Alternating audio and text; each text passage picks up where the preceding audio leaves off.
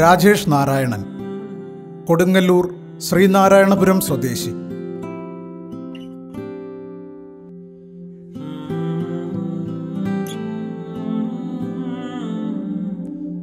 ഇരുപത്തിയാറ് short ഫിലിമുകളും 5 ഡോക്യുമെന്ററികളും 34 video ആൽബങ്ങളും സംവിധാനം ചെയ്തു. 2010 സംസ്ഥാന സർക്കാർ നടത്തിയ കുട്ടികളുടെ ചലച്ചിത്രമേളയിൽ കഥയും സംവിധാനവും നിർവഹിച്ച കുട്ടികളുടെ സിനിമയ്ക്ക് മികച്ച ചിത്രം, മികച്ച സംവിധാനം ഉൾപ്പെടെ 9ഓളം അവാർഡുകൾ. നാടൻ പാട്ടുകാരി കാർത്യായനി അമ്മൂമ്മയുടെ ജീവിത പരിസരത്ത് നിന്നുകൊണ്ട് നാടൻ പാട്ടിന്റെ രാഷ്ട്രീയം അന്വേഷിക്കുന്ന പ്രതിനിധാനങ്ങൾ എന്ന ഡോക്യുമെന്ററി അന്താരാഷ്ട്ര ഫോക്ലോർ ചലച്ചിത്രമേളയിൽ പ്രദർശിപ്പിച്ചു. തുടർന്ന് നിരവധി ചലച്ചിത്രമേളകളിൽ ഇത് ശ്രദ്ധേയമായി.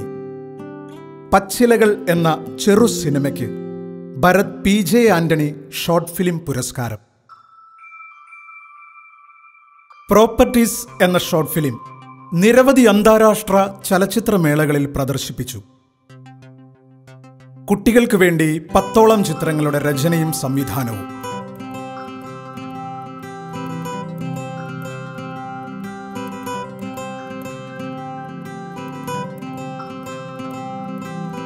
രചനയും സംവിധാനവും നിർവഹിച്ച നാടകങ്ങൾ സംസ്ഥാന ദേശീയ തലങ്ങളിൽ നിരവധി തവണ സമ്മാനാർഹമായി.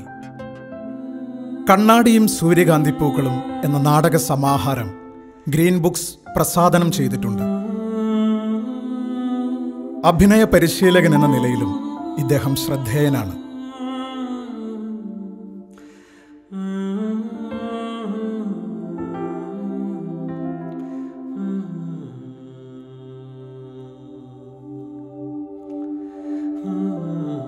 കഥയ്ക്ക് CV ശ്രീരാമൻ സ്മാരക ചെറുകഥാ പുരസ്കാരം.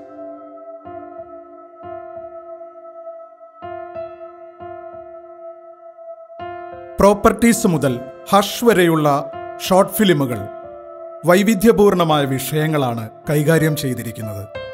ആ ചിത്രങ്ങളിലൂടെ നമുക്കൊന്ന് സഞ്ചരിക്കാം.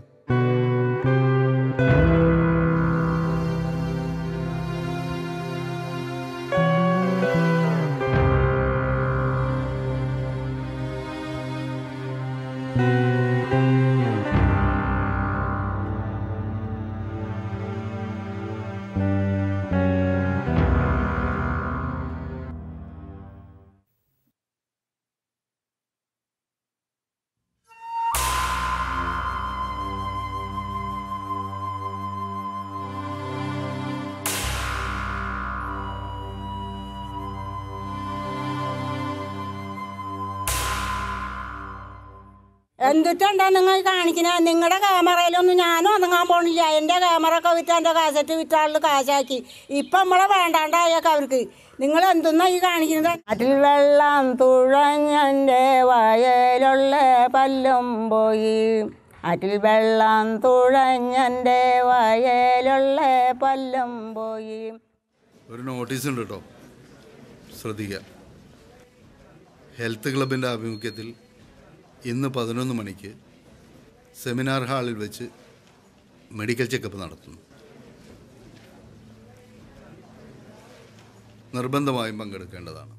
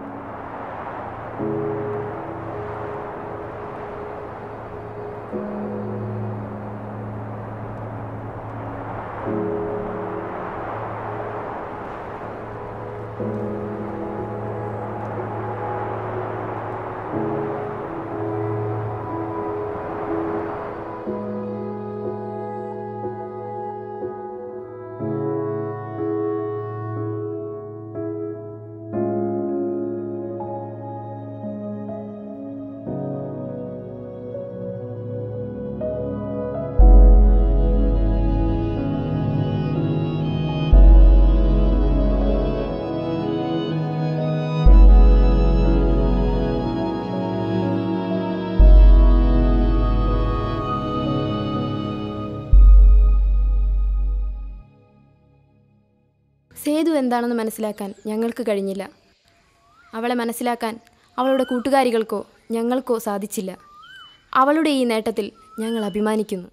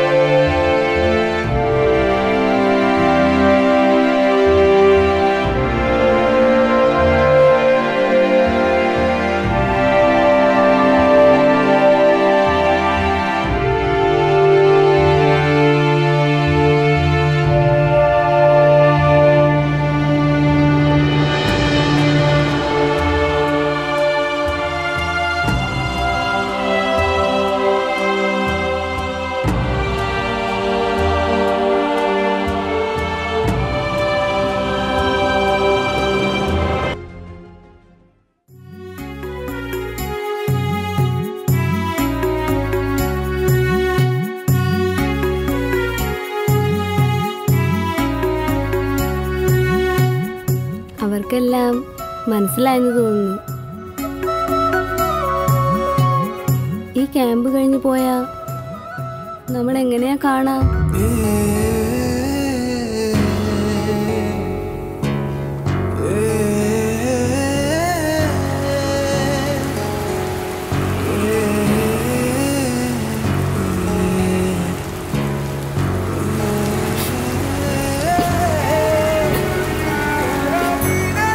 നീ എന്താ കരയാണോ?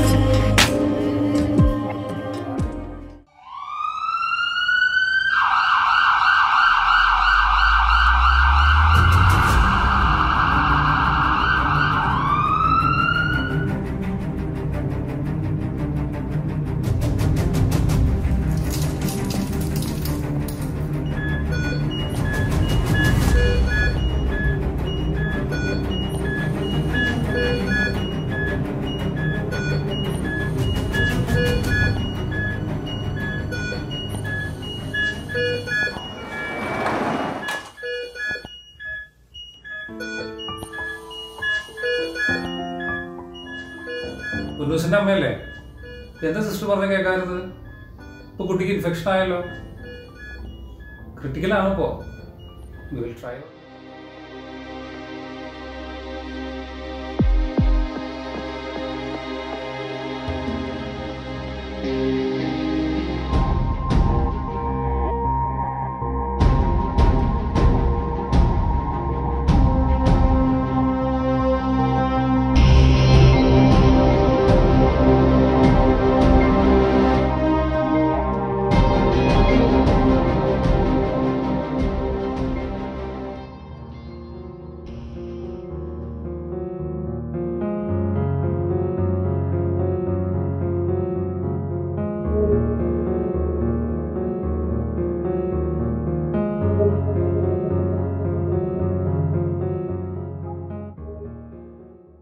അപ്പോൾ നാളെ നമുക്ക് ബീച്ചിൽ പട്ടം പറപ്പിക്കാൻ പോകണോട്ടാ.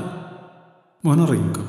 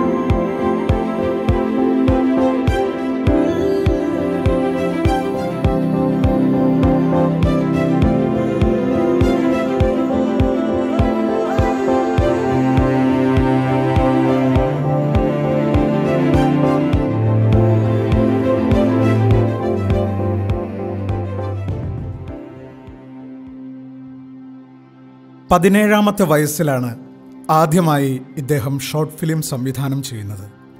ആരുടെയും കീഴിൽ സഹസംവിധായകനായോ അക്കാദമിക്കായി സിനിമ പഠിക്കുകയോ ചെയ്തിട്ടില്ല. വായിച്ചും കണ്ടും കേട്ടും ചെയ്തുമാണ് പഠിച്ചത്.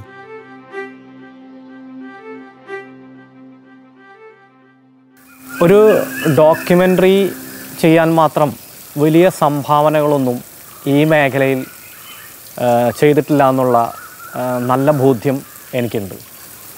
എങ്കിലും സാധാരണയായിട്ട് നമ്മൾ ഒരു ഡോക്യുമെൻ്ററി ചെയ്യുമ്പോൾ വിജയിച്ചവരുടെയും പരാജയപ്പെട്ടവരുടെയും കഥകളാണ് സാധാരണ പറയാറ്. എന്നാൽ കണ്ടംപററി ആയിട്ട് ഒരു ആർട്ട് ഫോമിൽ ഫൈറ്റ് ചെയ്തുകൊണ്ടിരിക്കുന്ന ഒരാളെ അടയാളപ്പെടുത്തുക എന്ന് പറഞ്ഞാൽ അതൊരു വലിയ കാര്യമായിട്ടാണ് എനിക്ക് തോന്നുന്നത്. കാരണം അതിൽ ഒരുപാട് വേദനകളുണ്ട്, ഒരുപാട് നിലനിൽക്കാൻ വേണ്ടിയുള്ള അതിജീവനത്തിനായിട്ടുള്ളൊരു പോരാട്ടത്തിൻ്റെ കഥയുണ്ട്. അപ്പോൾ സ്വാഭാവികമായിട്ടും അങ്ങനെ ഒരുപാട് ആളുകളിൽപ്പെട്ട ഒരാളാണ് ഞാനും. എൻ്റെ ഒരു തുടക്ക കാലഘട്ടം എന്ന് പറയുന്നത് നാടകമാണ്. സ്കൂളിൽ പഠിക്കുമ്പോൾ കുറേ നാടകങ്ങളിൽ അഭിനയിച്ചിരുന്നു. മികച്ച നടൻ ഉൾപ്പെടെ ഒരുപാട് പുരസ്കാരങ്ങൾ കിട്ടിയിരുന്നു. അതുപോലെ വായനശാലകളുമായി ബന്ധപ്പെട്ടിട്ടുള്ള ഒരുപാട് നാടകങ്ങൾ ചെയ്യുന്നു. അത് കേരളോത്സവം മുതലായ പരിപാടികൾ, അതുപോലെ കോളേജിൽ ചെന്നപ്പോൾ ഡി സോൺ, അങ്ങനെ ഒരു അഭിനേതാവ് എന്നുള്ള രീതിയിലാണ് ഞാൻ നാടകത്തിൽ ആ കാലത്ത് ഭയങ്കരമായിട്ട് ഇടപെട്ടിരുന്നത്. അതിനുശേഷമാണ് ശരിക്കും പറഞ്ഞിട്ടുണ്ടെങ്കിൽ SN കോളേജിലെ ലൈബ്രറിയാണ് യഥാർത്ഥത്തിൽ ജീവിതത്തിൻ്റെ പുതിയ ചില കാഴ്ചകൾ നമ്മളിലേക്ക് സമ്മാനിക്കുന്നത്. അതായത് പുസ്തകങ്ങളുടെ ഒരു വലിയ ലോകം. അതുകൊണ്ട് തന്നെ SN കോളേജാണ് ജീവിതത്തിലൊരു ഷിഫ്റ്റ് സംഭവിക്കുന്ന ഒരു കാലം എന്ന് പറയുന്നത്. ഞാൻ ഷിഫ്റ്റ് എന്ന് ഉദ്ദേശിച്ചത് എൻ്റെ വളരെ പരിമിതമായ ജീവിതത്തിൻ്റെ ഇടയിൽ എൻ്റെ കാഴ്ചയിലുണ്ടായ വലിയ മാറ്റം എന്നാണ് ഞാൻ ഉദ്ദേശിക്കുന്നത്. അതായത് കാഴ്ചയിലും ദർശനത്തും. പിന്നെ നാടകങ്ങൾ സംവിധാനം ചെയ്യാൻ തുടങ്ങുകയാണ്. അവിടെ പഠിക്കുമ്പോൾ തന്നെ ഞാൻ എന്താ പറയുക, ഉപജില്ലാ കലോത്സവങ്ങൾക്കൊക്കെ നാടകങ്ങൾ ചെയ്യുകയും സമ്മാനങ്ങളൊക്കെ കിട്ടുകയും ചെയ്തിരുന്നു. യഥാർത്ഥത്തിൽ ഈ നാടകത്തിൻ്റെ പുതിയൊരു കാഴ്ച പാടും പുതിയ രീതികളൊക്കെ ഞങ്ങൾക്ക് പരിചയപ്പെടുത്തി തന്നത് ഷൈജു അന്തിക്കാട് എന്ന് പറയുന്ന സംവിധായകനാണ്. അപ്പോൾ ഷൈജു അന്തിക്കാടിൻ്റെ വരവ് യഥാർത്ഥത്തിൽ അന്ന് വരെ ഉണ്ടായിരുന്ന കുട്ടികളുടെ നാടകവേദിയുടെ സങ്കല്പത്തെ തന്നെ മാറ്റിമറിച്ചുകൊണ്ട് ഒരു പുതിയ രീതിയാണ് യഥാർത്ഥത്തിൽ ഷൈജേട്ടൻ ഞങ്ങൾക്കൊക്കെ പരിചയപ്പെടുത്തി തന്നത്.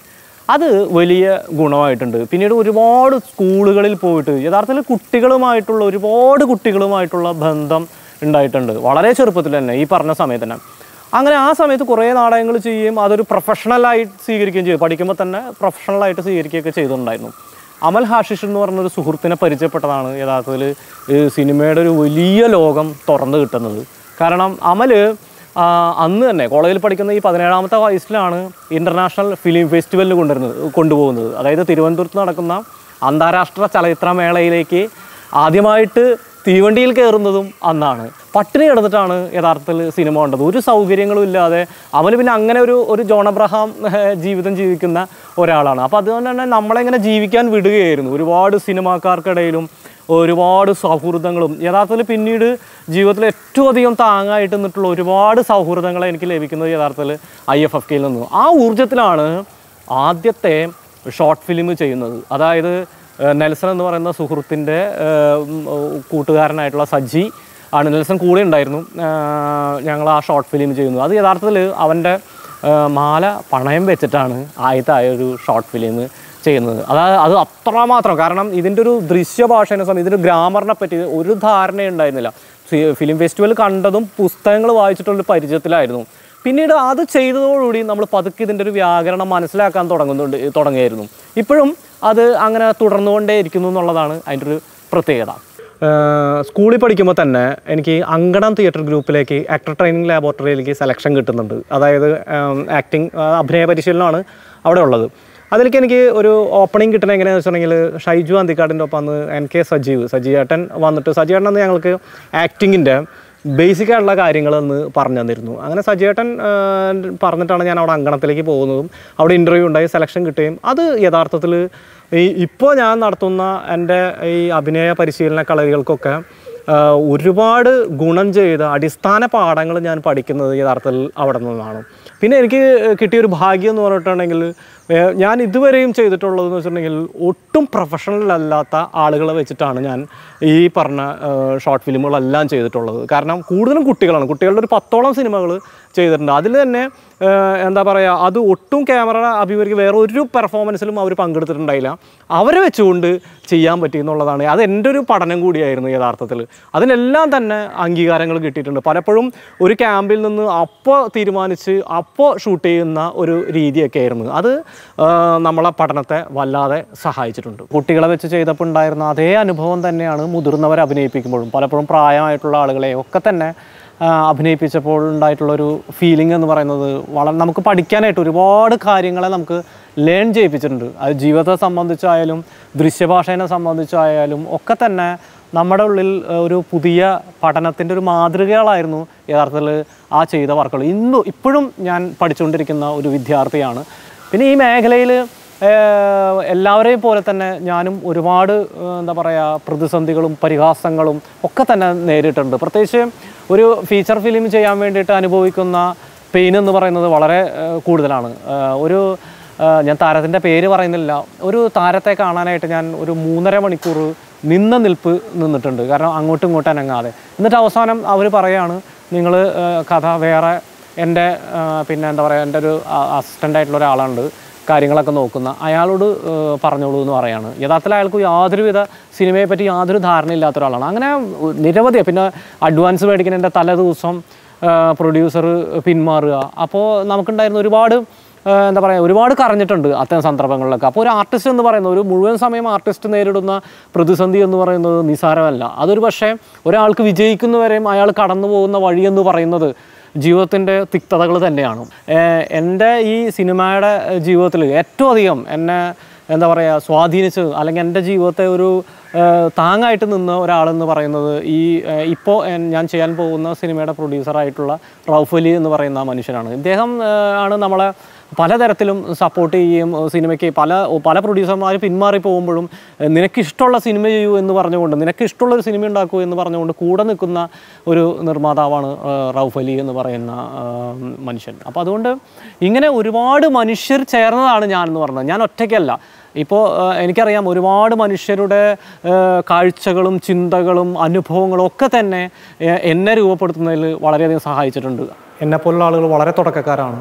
സ്വാഭാവികമായിട്ടും വളരെ പരിമിതമായിട്ടുള്ള രീതിയിലുള്ള വർക്കുകളാണ് നമ്മൾ ചെയ്തിട്ടുണ്ടെങ്കിൽ പോലും നല്ല കലയോടൊപ്പം സഞ്ചരിക്കാൻ കഴിയുകയെന്ന് പറഞ്ഞാൽ കേരളത്തിലെ ഒരു ചെറുപ്പക്കാരനെ സംബന്ധിച്ചിടത്തോളം, അല്ലെ ചെറുപ്പക്കാരെ സംബന്ധിച്ചിടത്തോളം വളരെ ബുദ്ധിമുട്ടേറിയ ഒരു കാര്യമാണ്. കാരണം നമുക്ക് വിദേശ രാജ്യങ്ങളിലാണെങ്കിൽ അതിനുള്ള ഒരുപാട് സാഹചര്യങ്ങളുണ്ട്, അവരുടെ ആർട്ടിനെ എക്സിബിറ്റ് ചെയ്യാനുള്ള ഒരുപാട് ഇടങ്ങളുണ്ട്. കേരളത്തിലാണെങ്കിൽ ഒരിക്കലും അത് വളരെ സാധ്യത കുറവാണ്. അതുകൊണ്ട് തന്നെ ഒരാളുടെ അത്തരത്തിലുള്ള ജീവിതം എന്ന് പറയുന്നത് വളരെ പെയിൻഫുള്ളായിട്ടുള്ളൊരു കാര്യമാണ്. അതിനെ ഇങ്ങനെ അടയാളപ്പെടുത്തപ്പെടുന്നു എന്നുള്ളത് വളരെ സന്തോഷമുള്ളൊരു കാര്യമാണ്. പ്രത്യേകിച്ച് എന്നെപ്പോലുള്ള ആളുകൾ മുഴുവൻ സമയം ഈ കലാപ്രവർത്തനം അല്ലാതെ മറ്റ് തൊഴിൽ മേഖലകളിലേക്ക് ഒന്നും പോയിട്ടില്ല. ആകെ 1 വർഷക്കാലം ഞാൻ അതും ഒരു മാധ്യമ സ്ഥാപനത്തിലാണ്, CCTV ന്യൂസ് ചാനൽ എന്ന് പറയുന്ന ഒരു ചാനലിലാണ് 1 വർഷക്കാലം ന്യൂസ് എഡിറ്ററായിട്ട് ജോലി ചെയ്തിട്ടുണ്ട്. അത് ഒഴിച്ചു നിർത്തിയാൽ മുഴുവൻ സമയം ഈ കലാമേഖലയിൽ തന്നെയാണ് ജോലി ചെയ്തത്. ഇപ്പോഴും ഞാൻ പഠിച്ചുകൊണ്ടിരിക്കുന്ന ഒരാളാണ്. അതുകൊണ്ട് തന്നെ അതിലേക്ക് എന്നെ പ്രാപ്തമാക്കിയത് ഇത്തരത്തിലുള്ള അനുഭവങ്ങളാണ്. രാജേഷ് നാരായണൻ നാട്ടിക SN കോളേജിലെ ഒരു പൂർവ്വ വിദ്യാർത്ഥിയാണ്. അദ്ദേഹം ഇവിടെ നിന്ന് പഠിച്ചിറങ്ങിയതിന് ശേഷം സിനിമയുടെ ലോകത്താണ് കൂടുതൽ ശ്രദ്ധിച്ചത്. നല്ല കുറേ സിനിമകൾ രാജേഷിൻ്റെതായി പുറത്തു വന്നിട്ടുണ്ട്, ഷോർട്ട് ഫിലിംസ്. അത് ഓരോ ഘട്ടം കഴിയും തോറും വളരെ പുരോഗമിക്കുന്നതായി, അതായത് ഒരു ദൃശ്യഭാഷ സ്വരൂപിക്കുന്നതിൽ വളരെയധികം പുരോഗമിക്കുന്നതായിട്ട് നമുക്ക് കാണാൻ പറ്റും. പ്രോപ്പർട്ടീസും ഹഷും ഒക്കെ എങ്ങനെയാണ് ഒരു ദൃശ്യകല എന്നുള്ള നിലയിൽ സിനിമയെ കാണേണ്ടത് എന്നുള്ളതിനെ സംബന്ധിച്ചിടത്തോളം നല്ല പാഠങ്ങളും കൂടിയാണ്.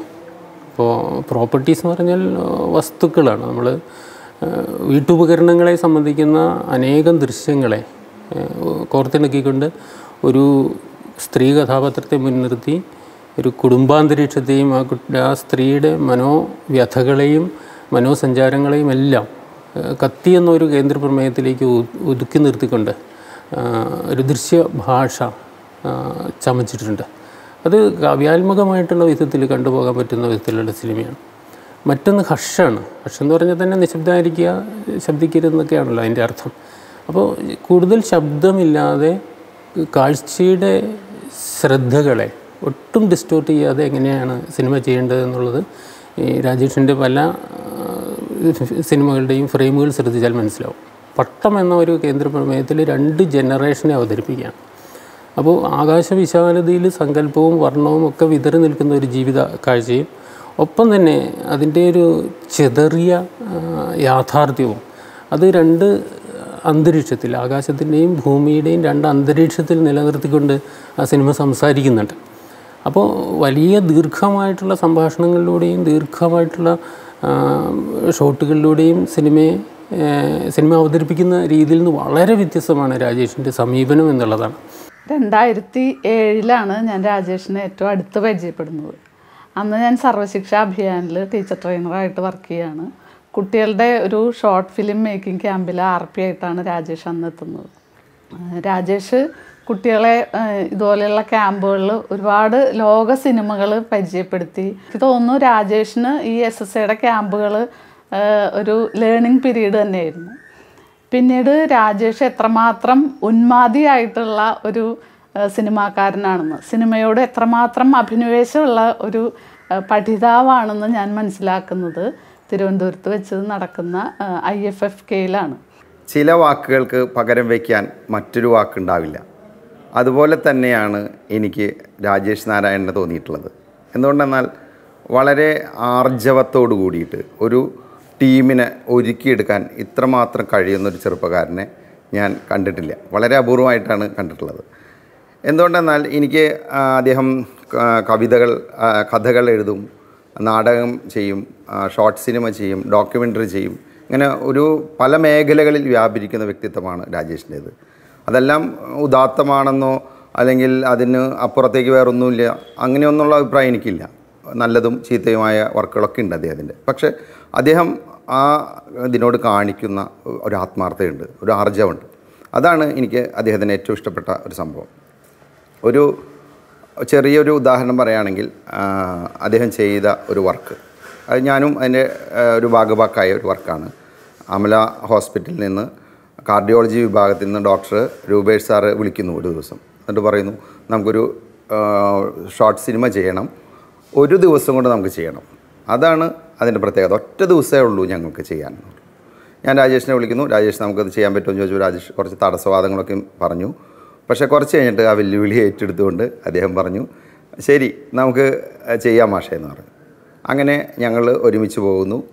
ആ അമല ഹോസ്പിറ്റലിലെ തിരക്ക് നമുക്ക് എല്ലാവർക്കും അറിയാം. ആ തിരക്കിനിടയിലും നഴ്സസിനെയും ഡോക്ടർമാരെയും കുഞ്ഞുങ്ങളെയൊക്കെ ഉപയോഗപ്പെടുത്തിയിട്ട് ഒരൊറ്റ ദിവസം കൊണ്ട്, ടൈറ്റ് ഷെഡ്യൂൾ, 1 ദിവസം കൊണ്ട് ഗംഭീര ഷോർട്ട് ഫിലിം പറഞ്ഞുണ്ടാക്കി, കരുതൽ സ്പർശനം എന്ന പേരായിട്ട്. അതിൽ അദ്ദേഹം കോംപ്രമൈസിനൊന്നും തയ്യാറല്ല. ചില കാര്യങ്ങളിൽ യാതൊരു കോംപ്രമൈസും ഇല്ല. തീർച്ചയായിട്ടും അത് ചെയ്യേണ്ടത് തന്നെ വേണമെന്ന് പറഞ്ഞിട്ട് നിർബന്ധം പിടിച്ച് ചിലപ്പോൾ 1, 3, 4 പ്രാവശ്യം ടേക്ക് പോയിട്ടൊക്കെയാണ് ചില ഷോട്ടുകൾ എടുത്തിട്ടുള്ളത്. അപ്പോൾ അങ്ങനെ മാത്രമല്ല ആദ്യമായിട്ട് അഭിനയിപ്പിക്കുന്ന ആളുകളിൽ വളരെ ഊർജം നൽകിക്കൊണ്ട് അവരെ അഭിനയിക്കുകയാണെന്നുള്ള ഫീൽ ഇല്ലാതെ വളരെ ഊർജം നൽകിയിട്ടാണ് അദ്ദേഹം അത് ചെയ്തിട്ടുള്ളത്. അപ്പോൾ അതുകൊണ്ട് തന്നെ രാജേഷിൻ്റെ വ്യക്തിത്വത്തെക്കുറിച്ചും അദ്ദേഹത്തിൻ്റെ സംവിധാന മികവിനെക്കുറിച്ചൊക്കെ പറയുമ്പോൾ ഞാനെപ്പോഴും ഓർക്കുന്നത് ഇത് തന്നെയാണ്. അദ്ദേഹം ശരിക്കും അദ്ദേഹത്തിൻ്റെ പ്രതിഭ, ആർജവമുള്ള പ്രതിഭ ഇനിയും ഒരുപാട് ദൂരം താണ്ടേണ്ടതുണ്ട്. അതിന് എല്ലാവിധ ആശംസകളും മാത്രം പറയുന്നു. രാജേഷ് നാരായണൻ്റേതായി 25ഓളം ഷോർട്ട് ഫിലിമുകളും 3-ലേറെ ഡോക്യുമെൻ്ററികളും നിരവധി മറ്റ് ചിത്രങ്ങളും ഒക്കെ വന്നു കഴിഞ്ഞിരിക്കുന്നു. ഒരു ശ്രദ്ധേയമായിട്ടുള്ള ചിത്രമെന്ന് പറയുന്നത് നമ്മുടെ വിദ്യാഭ്യാസ സമ്പ്രദായത്തെ സൂചിപ്പിക്കുന്നതാണ്. മിന്നു PS എന്നുള്ള സംസ്ഥാന തലത്തിൽ തന്നെ 9ഓളം അവാർഡുകൾ ലഭിച്ചിട്ടുള്ള ആ സിനിമ പരിശോധിക്കുകയാണെങ്കിൽ മിന്നു എന്നുള്ള വളരെ വികൃതിയായിട്ടുള്ള ഒരു പെൺകുട്ടി ടോട്ടോച്ചാൻ എന്നുള്ള പുസ്തകത്തിൻ്റെ ആദ്യത്തെ വാചകത്തിൽ ജനാലയ്ക്കരികിലെ വികൃതി പെൺകുട്ടി എന്നുള്ള വാചകത്തിൽ ആകൃഷ്ടയായിട്ട് വായനയുടെ വലിയ ലോകത്തിലേക്ക് സഞ്ചരിക്കുകയാണ്. നമ്മുടെ വിദ്യാഭ്യാസ സമ്പ്രദായം കൂടുതൽ സർഗാത്മകമാകേണ്ടതിനെക്കുറിച്ചുള്ള കൃത്യമായ നിരീക്ഷണങ്ങൾ ആ ഷോർട്ട് ഫിലിമിലുണ്ട്. പൊതുവായിട്ട് പരിശോധിക്കുമ്പോൾ രാജേഷ് നാരായണൻ്റെ സൃഷ്ടികളുടെ ഒരു ദൃശ്യഭാഷയിലും അതിൻ്റെ ആവിഷ്കാരത്തിലുമൊക്കെ കാലത്തിലൂടെയുള്ള ഒരു പരിണാമം നമുക്ക് ദൃശ്യമാണ്. അത് പുതിയ സൃഷ്ടികളിലെത്തുമ്പോൾ അതിൻ്റെ ദൃശ്യഭാഷ കൂടുതൽ സൂക്ഷ്മമാവുന്നു. സംവിധാനത്തിലും അതിൻ്റെ സാങ്കേതിക മികവിലുമൊക്കെ അത് വളരെ ഉയർന്ന തലത്തിലെത്തുന്നു എന്നുള്ളതാണ്. വളരെ സ്വാഭാവികമായിട്ടുള്ള സ്ക്രിപ്റ്റിങ്ങും ആശയത്തിൻ്റെ സൂക്ഷ്മമായിട്ടുള്ള ആവിഷ്കാരവുമൊക്കെ രാജേഷ് നാരായണൻ്റെ സൃഷ്ടികളിൽ നമുക്ക് കാണാനായിട്ട് സാധിക്കും. നമ്മൾ വിജയിച്ചവരുടെയും പരാജയപ്പെട്ടവരുടെയും ഡോക്യുമെൻ്ററി നിർമ്മിക്കാറുണ്ട്. എന്നാൽ പോരാടിക്കൊണ്ടിരിക്കുന്നൊരു ചെറുപ്പക്കാരനെ പരിചയപ്പെടുത്തുക എന്നത് ഞങ്ങളുടെ ഉദ്ദേശമാണ്. മരണാനന്തര പ്രകീർത്തനങ്ങളിലല്ല, പരാജയങ്ങളുടെ വിലാപങ്ങളിലുമല്ല, അതിജീവിക്കാൻ വേണ്ടി സമരം ചെയ്യുന്ന മനുഷ്യരെയാണ് പുതിയ തലമുറ അടയാളപ്പെടുത്തേണ്ടത്. രാജേഷ് നാരായണൻ്റെ സിനിമാ യാത്രകൾ ആരംഭിച്ചിട്ടേയുള്ളൂ. ഇനിയും ഏറെ ദൂരം സഞ്ചരിക്കാനുണ്ട്. സിനിമയ്ക്ക് വേണ്ടി മുഴുവൻ സമയം ജീവിതം മാറ്റിവെച്ചിട്ടുള്ള ഈ യുവ സംവിധായകന് ലോക സിനിമയിൽ ഒരിടമുണ്ടാകട്ടെ എന്ന് ഞങ്ങൾ ആശംസിക്കുന്നു.